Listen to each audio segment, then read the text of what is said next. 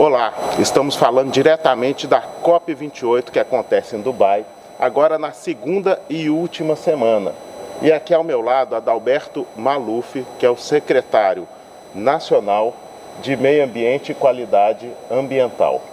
Adalberto, primeiro, obrigado por participar desses nossos diálogos. Eu gostaria que você compartilhasse um pouco dessa sua percepção ao longo da primeira semana e as suas expectativas já nessa segunda e última semana da COP. Olá, Sérgio, obrigado pelo convite, é uma honra estar aqui com vocês. A primeira semana, nós já tivemos de cara um grande avanço, que provavelmente será o grande legado dessa COP, que é a criação de um fundo de perdas e danos. Inicialmente com 100 milhões da Alemanha, 100 milhões dos Emirados Árabes, hoje já são mais ou menos 700 milhões de dólares para esse fundo.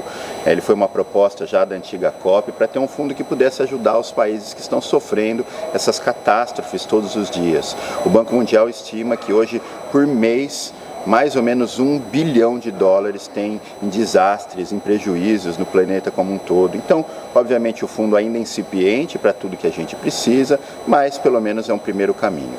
Essa primeira semana a gente viu negociações muito duras, o texto não avançou em algumas áreas, fechou-se alguns textos importantes, o tema de finanças vem avançando, hoje são 4 grandes fundos globais relacionados ao financiamento climático. O grupo de agricultura e o grupo de adaptação avançaram no texto, mas não conseguiram trazer grandes resultados. Esses resultados ficarão para a COP do ano que vem, em 2024. Mas em relação ao Global Stocktake, que é aquele um balanço geral de tudo que a gente fez, os resultados estão bastante preocupantes. Hoje, inclusive na plenária de manhã, a Agência Internacional de Energia, Banco Mundial, outras organizações multilaterais trouxeram resultados que nos comprovaram já de que a gente está muito longe de atingir as metas lá do Acordo de Paris. Hoje o mundo se divide muito entre aqueles que acham que tem que acabar com o combustível fóssil ou reduzir o combustível fóssil o mais rápido possível. Então, 2 palavrinhas, o phasing out ou phasing down. E mesmo isso sem ter um consenso, a gente vê que tem uma dificuldade muito grande, inclusive por outras palavrinhas que foram colocadas lá, como unbated, ou baited, que quer dizer aquele petróleo, por exemplo, que você pega e você consegue fazer algum tipo de mitigação dele, usando carbon storage, o armazenamento de carbono, ou plantando árvores. Então, para muita gente seria praticamente inviável que o permita continuar para sempre usando petróleo se, em contrapartida, eu vou ficar plantando árvore ou garantindo floresta, reflorestamento para contrabalançar, porque aí o planeta está aquecendo do mesmo jeito e a árvore não vai dar tempo dela crescer a ponto de mitigar. Então, na grande negociação, aqui se discute muito o tema do combustível fóssil, de ter um prazo. Mas outras coisas também avançam bastante, do ponto de vista da negociação. O Brasil hoje vem trazendo também um esforço muito grande para aumentar a diversidade dos atores que participam, preparar o road até a COP de Belém, nos diferentes grupos que a gente tem. O tema de adaptação é muito importante, o tema de trazer algumas agendas, como a agenda do oceano, agenda de resíduos e economia circular. Esse ano nós tivemos o primeiro evento oficial de resíduos na plenária, eu tive a honra de participar representando o mundo em desenvolvimento. Foi a primeira vez que a COP teve um pavilhão sobre resíduos sólidos, o tema de resíduos vem ganhando uma grande dimensão, especialmente puxado pelo John Kerry, o enviado dos Estados Unidos para o clima. Eles chegaram à conclusão em alguns estudos que hoje 45% do aquecimento global de curto prazo vem do metano. Então a importância da gente mitigar e reduzir a emissão de metano, seja do gado, da agricultura, que no caso brasileiro é o maior, seja também do setor energia e do setor resíduos, que a nível mundial são os 2 grandes maiores. Então, energia, a gente fala da própria produção de petróleo, das refinarias e tudo que acabam emitindo também muito metano, e a parte de resíduos sólidos, a gente tem dos aterros sanitários, dos lixões. Hoje metade dos resíduos do mundo estão indo para soluções inapropriadas, sejam elas lixões abertos, sejam aterros controlados sem o controle ambiental necessário. Então esse tema de resíduos ganhou uma dimensão que historicamente não teve. Nessa COP também a gente viu debates importantes liderados pelas comunidades indígenas, por diferentes grupos que historicamente não tinham muita participação. Podemos celebrar também, no caso brasileiro, o fato de a gente ter tido a ministra Sônia Guajajara como chefe da delegação durante alguns dias, né, no período que a ministra Marina e o presidente Lula estavam fora. Ela foi a chefe da delegação, a primeira vez que uma mulher indígena preside, fez vários eventos extremamente importantes, conseguiram colocar o debate, né? O Brasil também trouxe um debate muito forte sobre o racismo ambiental, né? O racismo climático, que é uma pauta que historicamente não entra muito. O Brasil tem hoje aqui a maior delegação, né? Uma das maiores delegações na COP, uma grande presença da sociedade civil. Você vê a delegação brasileira com uma diversidade muito legal, representando aquilo que o nosso país representa. Então, do ponto de vista da negociação, a gente teve esses pequenos avanços, ainda alguns gargalos. Hoje finaliza agora às 3 horas, né, daqui a 2 horas, finaliza os grupos de trabalho criados pela presidência. Todo mundo deve reportar aqui na plenária da tarde, para ver o que foi possível avançar, o que não tem consenso, e a gente tem aí mais 3, 4 dias, agora não mais dos negociadores, agora esses últimos 3, 4 dias dos ministros, né, nível ministerial, debatendo os textos e tentando fechar. Normalmente vem um texto sobre algum assunto com vários colchetes, né, em cima de palavras ou temas que não se tem consenso. Aí você tem essas reuniões bilaterais, os diferentes grupos que vão tentando enxugar o texto para a gente ter um texto final. O ideal, obviamente, é retirar todos. Quase nunca se consegue isso, mas pelo menos deixando o texto bastante enxuto, a gente já consegue ter uma previsão do que vai ser, por exemplo, alguma das decisões ou o que serão temas que ficarão para as próximas COPs. Lembrando que a COP 30, que será em Belém, no Brasil, ela vai ser quando os países terão que atualizar o seu NDC, né, aquelas contribuições que cada país diz que vai fazer para cumprir o Acordo de Paris. Serão 10 anos o Acordo de Paris. Então, nesse momento que se faz a avaliação desses primeiros 8 anos, o mundo vem chegando à conclusão que a gente está muito longe. Por isso a importância que cai, inclusive, sobre o Brasil, né, agora da COP28 até a COP30, liderando esse processo, junto com a presidência aqui dos Emirados Árabes, para poder fazer essas negociações. Normalmente a gente tem de um lado, né, o G77, os países em desenvolvimento, mais China, né, que é sempre muito interessante, que historicamente aqui também é Cuba, né, que representa esse grupo, né, uma maneira de dar um recado para o mundo desenvolvido. E aí você tem lá o mundo desenvolvido normalmente dividido entre dois, mas os países ricos que querem metas ambiciosas, mas tampouco estão dispostos a colocar recursos.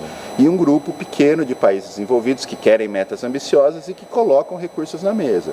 O que os países em desenvolvimento dizem é, bem, também queremos ter metas ambiciosas porque nós, países em desenvolvimento, somos os que mais vamos sofrer com as emergências climáticas. Agora, sem recurso, sem perspectiva de fazer uma transição justa, né, a transição justa das nossas economias para não deixar ninguém para trás, a gente não tem como, porque um país em desenvolvimento, até como o próprio Brasil, a gente tem questões de pobreza, né, de geração de emprego e outras coisas que precisam estar junto, é o desenvolvimento sustentável. Mas, infelizmente, a maior parte dos países não cumpriu as promessas desde lá do Acordo de Paris, né? Você tem uma promessa, por exemplo, de 100 bilhões ao ano para adaptação, que seria de 2020 a 2025, né? Então seriam praticamente 600 bi, e até hoje esse dinheiro não apareceu. Então o presidente Lula foi muito correto ao cobrar isso publicamente em vários lugares. A ministra Marina também trazendo um esforço do mundo em desenvolvimento, de várias ações.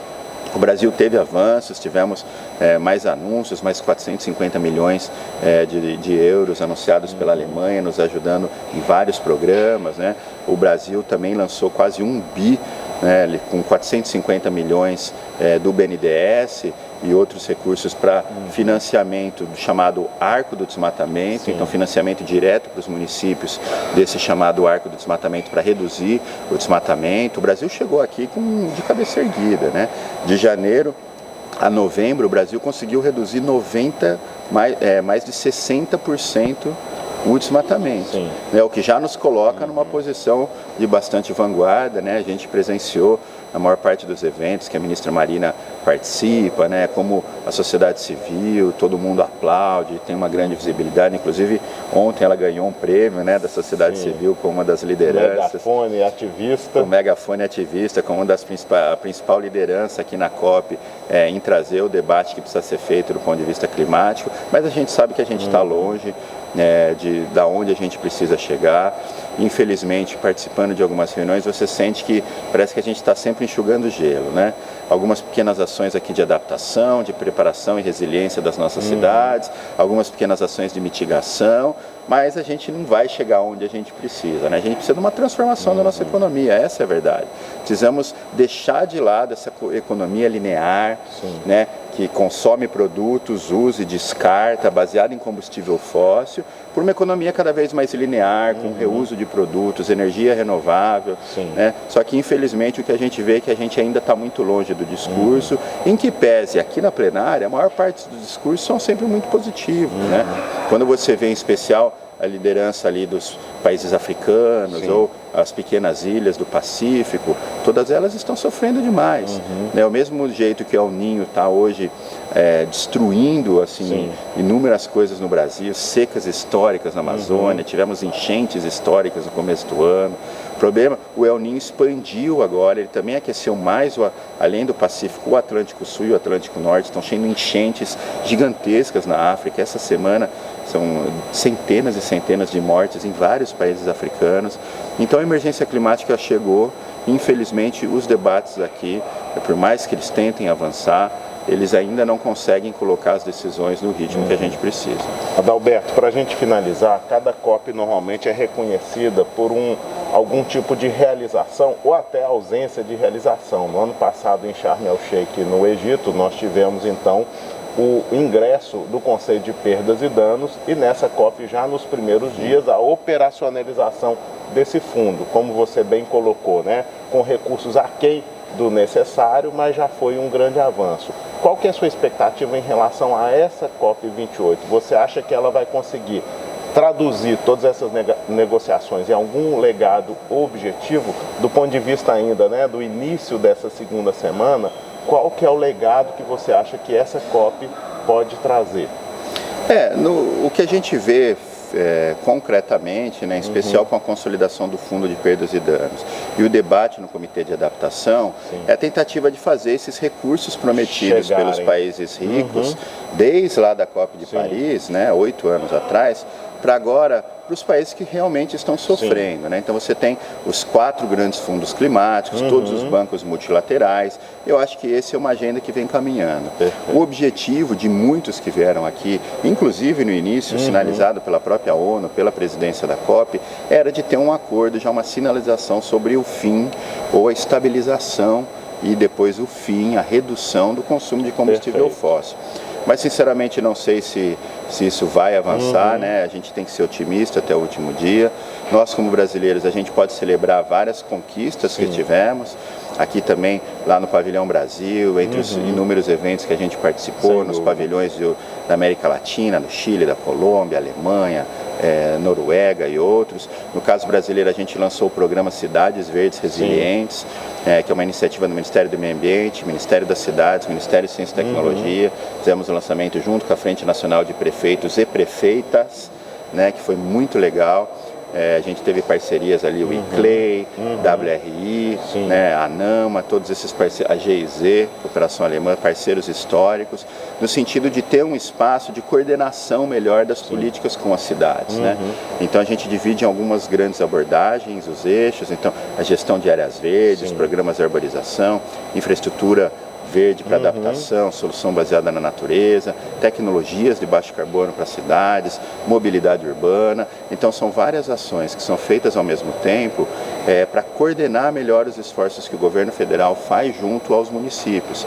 E assim, ao coordenar, poder ter editais conjuntos, ter treinamentos, ter capacitação e um trabalho, né? O objetivo, cada vez mais, do governo federal é ouvir a sociedade civil.